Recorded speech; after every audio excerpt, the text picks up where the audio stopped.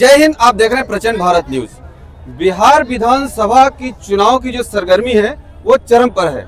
आवाज देख सकते हैं कि जो तेज प्रताप जो तेजू भैया हैं, लालू प्रसाद जी के जो बड़े सुपुत्र हैं, उनके प्रचार के लिए आज ये बहुत यहाँ हजारों की संख्या में आए हुए लोग हैं।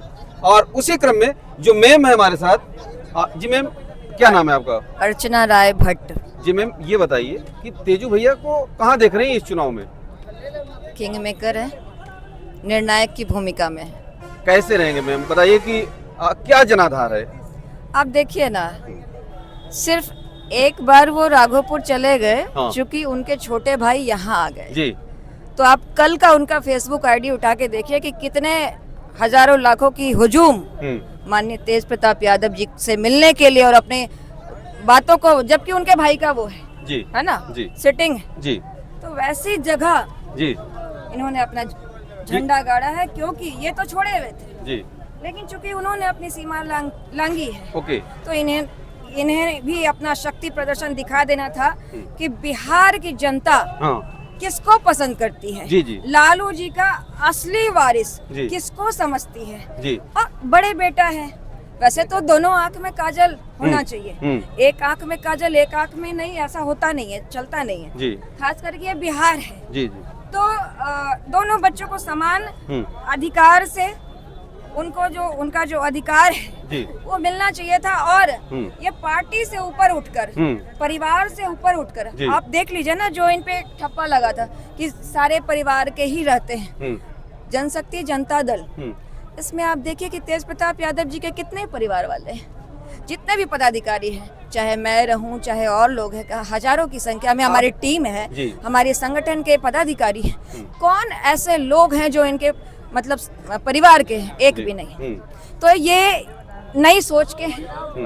भले ही ये आज चूंकि लालू जी के बेटे हैं, परिवारवाद वहाँ शुरू से रहा, जी, जी, चूंकि वो ये वहाँ के अंश थे। जी, कहते हैं राजनीति पवित्र होती है, जी, जब जिस हाथ में जाती है तब तैसी हो जाती है। जब राम के हाथों जाती है तो मुक्ति बन जाती है, और जब कृष्ण के हाथों जाती है, कृष्ण किसके परिचायक हैं, कृष्ण किसके हैं, आप वो समझिए, हमारे झंडे में पीला है जी, और कृष्ण जी हमारे विष्णु भगवान के अवतार थे जी, और यादव समाज यदुवंशी कृष्ण जी को लेकर जाने जाते हैं, उनका ध्वजवाहक है जी। तो जब कृष्ण के हाथों जाती है मुक्ति बन जाती है, युक्ति बन जाती है, युक्ति बन जाती है, और जब माननीय तेज प्रताप के हाथों जाती है तो प्रतिष्ठित बन जाती है। क्योंकि आप देखिए ना, ये ऐसे नेता है जी, आरजेडी का ही मैं बात ले लूं, हाँ, हाँ। आरजेडी के यही एक ऐसे, अब तो आरजेडी कहना गलत है जी, आरजेडी के वर्तमान में जितने नेता हैं जी, जितने नेता विधायक हैं, उसमें से 90% 95% लोगों का जो है बैकग्राउंड आपराधिक है। लेकिन हमारे नेता माननीय लालू यादव जी के बेटा, मैं भी इसको भी कोट कर रही हूँ, माननीय तेज प्रताप यादव जी के पर कोई भी एक भी धारा नहीं है, एक भी केस नहीं है, ना ही मर्डर का केस है, ना ही लूटपाट का केस है, ना ही किसी महिला संबंधित केस है। तो और ये व्यक्ति विशेष मन के साफ है, मन के सच्चे हैं, धार्मिक हैं, और आज की जनता बेवकूफ नहीं है। ये लोग को क्या मिलता है यहाँ आके?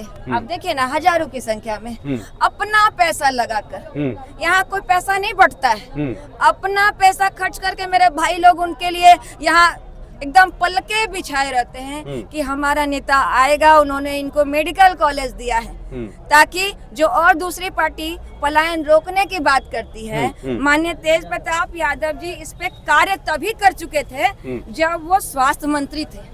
उनके दिल में महुआ बसता है, उनके दिल में महुआ का विकास करने की ललक है। आज माननीय तेज प्रताप यादव जी तो स्वतंत्र है, वो स्वयं राष्ट्रीय अध्यक्ष है। पूरे बिहार में कोई भी एक विधानसभा वो चुन सकते थे लड़ने के लिए, उनका क्रेज तो बहुत है, हर विधानसभा में है। जो उनका जो सिटिंग था उन्होंने उसको भी नहीं चुना, उनके दिल में महुआ बसता है और इसलिए उन्होंने महुआ को चुना कि यहाँ मेडिकल कॉलेज दिया है तो इस बार इंजीनियरिंग कॉलेज भी देंगे। अच्छा। और यहाँ महिलाओं की जो समस्या है, आप देखिए ना, ट्रैफिक पुलिस का मैं ले लेती हूँ कि बिहार सरकार पुलिस में तो भर्ती कर ली महिलाओं को, आधी आबादी को न्याय देने के रूप में, लेकिन एक ट्रैफिक पुलिस के लिए क्या आप एक शौचालय तक दे पाए हैं? वो महिलाएं कहाँ शौचालय जाएगी पूरे बिहार में? आप बोलेंगे कहाँ ये शौचालय का मुद्दा उठा दी। अरे तो माननीय मोदी जी भी तो एक झाड़ू का, स्वच्छता का मुद्दा उठाते, ये तो बहुत बड़ी बात है कि महिला आधी आबादी को, अगर वो वर्किंग लेडी है, खास करके ट्रैफिक पुलिस जैसा वो जॉब कर रही है, तो क्या उनके लिए शौचालय की व्यवस्था करी है बिहार सरकार ने? जहां वो ड्यूटी करती है वहां पे क्या शौचालय की व्यवस्था नहीं होनी चाहिए? महिला छोड़िए, जो ट्रैफिक पुलिस पुरुष हैं, क्या उनके लिए शौचालय की व्यवस्था नहीं होनी चाहिए? तो ये सब बेसिक चीजें हैं। आप बेसिक चीजों की बात कर रही हैं, बिहार में जो बेसिक नीड है जनता की, लेकिन जो लालू जी की विरासत की बात कर रही हैं आप, लालू जी की विरासत का वारिस वास्तव में तेजू भैया होने चाहिए? देखिए, अगर कहा जाए तो परिवारवाद से हमारे नेता ऊपर उठ चुके हैं जी, ठीक है। उन्होंने अपना शक्ति प्रदर्शन पूरे बिहार में कर दिया है, इसको अब कहने की आवश्यकता नहीं है कि उनके शक्ति का प्रदर्शन अब प्रचंड बहुमत, प्रचंड भीड़ से वो अपना परिचय दे रहे हैं। वो माननीय लालू यादव जी के बेटे हैं, लेकिन उनका पर्सनल अस्तित्व जो है, उनका पर्सनल व्यक्तित्व जो है, उससे प्रभावित लोग हैं। आप देखिए ना, इसमें सिर्फ यादव समाज के लोग नहीं हैं, कोई राजपूत है, कोई भूमियार है, कोई हर जाति, हर धर्म, हमारे मुसलमान भाई, हमारे ईसाई भाई, मतलब हर धर्म, हर जाति के लोग इनको पलकों पे दे रहे हैं सपोर्ट। मैं अपना परिचय दूं, मैं 10 दिन से महुआ में हूँ, ठीक है। मैं किसी होटल में नहीं रुकी हूँ, ठीक है। यहाँ एक बहन ने जो हमारे साथ जुड़े हुए हैं पार्टी के साथ, और वो पार्टी के साथ तो बाद में जुड़े, वो देखे कि इनको महिला हूँ मैं, तो इनको घर का माहौल मिलना चाहिए। अपने घर में मुझे 10 दिन से रखे हुए, खाना पीना सब कुछ, मतलब यहाँ की जनता इनके लिए इतनी उत्साहित है कि इनका जो नेचर है उससे बहुत प्रभावित है। सेंटिमेंटल वोट करेंगे लोग, वही है, सेंटिमेंट है और जनता समझती है, भावनात्मक रूप से जुड़े हुए हैं। बड़े बेटे हैं, जुड़े हुए भी तो हैं, इनका जुड़ाव भी तो है। लालू यादव जी के बड़े बेटे हैं, वो सेकेंडरी हो जाता है इनके व्यक्तित्व के आगे।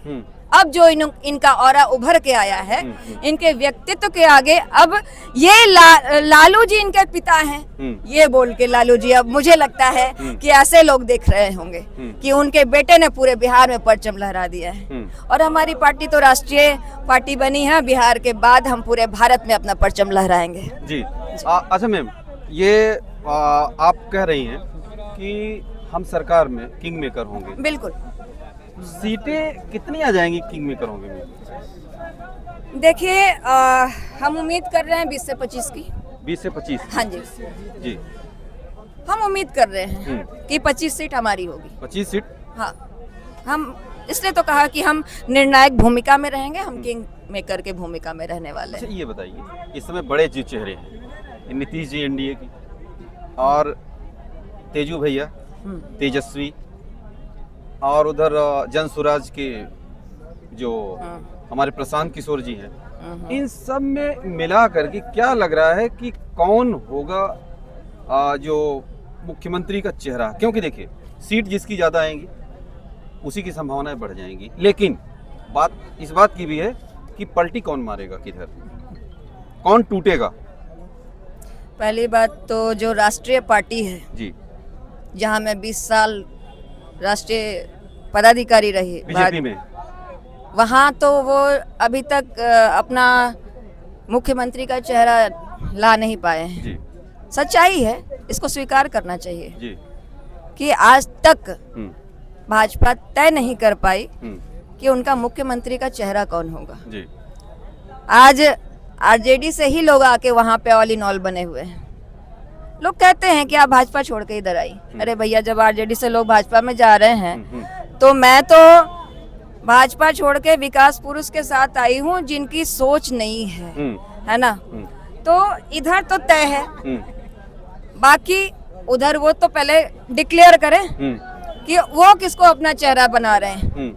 मुझे नहीं लगता कि वो डिक्लेयर कर पाएंगे। आपको नहीं लगता? उनकी नैया नीतीश कुमार जी के बिना पार नहीं होगी। नहीं पार होगी ना, सच्चाई है जी।